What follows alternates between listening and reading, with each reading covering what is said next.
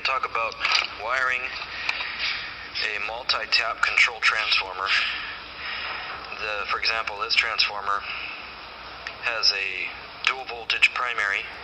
It's 120 volt or 240 volt primary, and it's a 24 volt secondary. 24 volt secondary, as you read the wiring diagram right here, it indicates that you're going to connect to X1 and X2.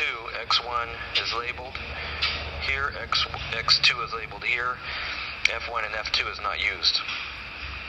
In this case, we want to fuse protect the secondary side. So we've attached these clips, fuse clips. Typically all you would see in this location is just a screw head and a screw head. Here what we've done, since this is X1 and this is X2, is we went ahead and we've attached our fuse clips to these locations right here. So then that means that this would be X2, this would be X1.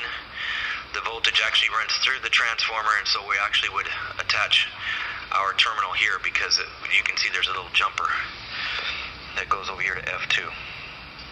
So we're still going to be getting 24 volts between F2 and X2 because we're running actually through a fuse once we install the fuse.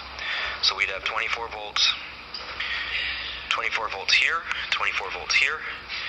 Actually runs through the fuse, comes back, and then there's a little jumper that connects it over here to, so the end result is the two wires would go here where my fingers are at.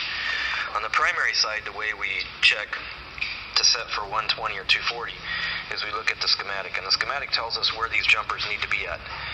These small little jumpers right here allow us to change the primary from 120 to 240. Here, in this schematic, I understand it's probably too small for you to be able to read.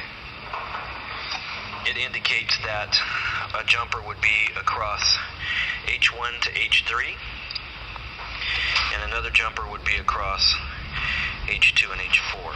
So these would actually slide up underneath the screw terminals, like so, and then this would do the exact same thing.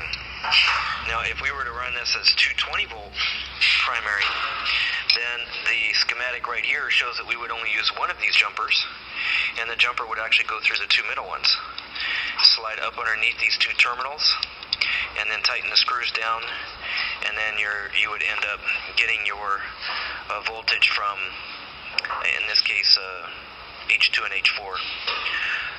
From here to here would be your primary.